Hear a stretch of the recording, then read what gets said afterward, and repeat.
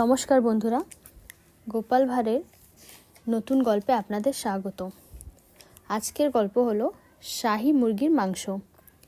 একদিন রাজা কৃষ্ণচন্দ্রের পাচক অনেক সুস্বাদু শাহী মুরগির মাংস রান্না করছিল।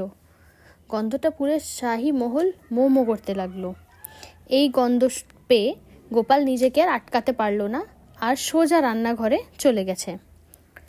পাচক বলে উঠে, খবরদার গোপাল, একদম ছুবে না, এটা মহারাজের জন্যে। গোপাল বলে, না না, আমি তো ছুঁইনি, আমি আসলে এটা চুরি হওয়ার থেকে বাঁচাচ্ছি। এত সুস্বাদু গন্ধ পেয়েই আমি তাই জন্যে রান্নাঘরে ছুটে চলে এলাম। পাচক তখন গোপালকে বলে, আমি একটু পরে আসছি, তুমি মাংসটার খেয়াল রাখবে। গোপাল পাচককে মাথা নাড়িয়ে হ্যাঁ বলে দেয়। পাচক যখন কিছু সময় পর রান্নাঘরে ফিরে আসে, ও দেখে যে মাংসটা অর্ধেক হয়ে গেছে।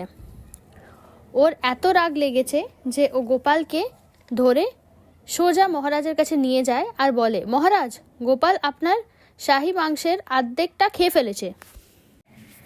রাজা রেগে জিজ্ঞেস করে, গোপাল, এটা কি সত্যি?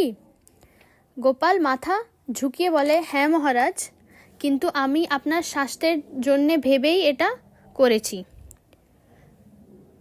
রাজা ঠিক বুঝতে পারে না, আর গোপালকে জিজ্ঞাসা করে, তার মানে আমার স্বাস্থ্যের জন্য মানে তুমি কি বলতে চাইছো?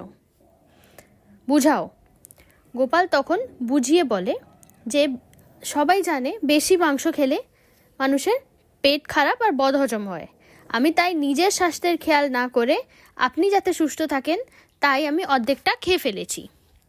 রাজা জোরে হেসে উঠে আর বলে, তাহলে তুমি চোর না, তুমি তো রাজবৈদ্য।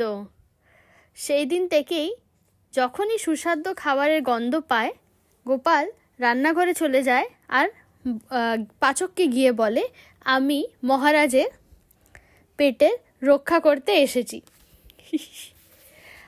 আশা করছি বন্ধুরা আপনাদের গল্পটা ভাল লাগলো। যদি আপনাদের এই গল্পটা ভাল লাগে আর আপনারা এমনি আরও গল্প শুনতে চান, তাহলে আমার চ্যানেলটাকে লাইক, সাবস্ক্রাইব আর শেয়ার করবেন। ধন্যবাদ।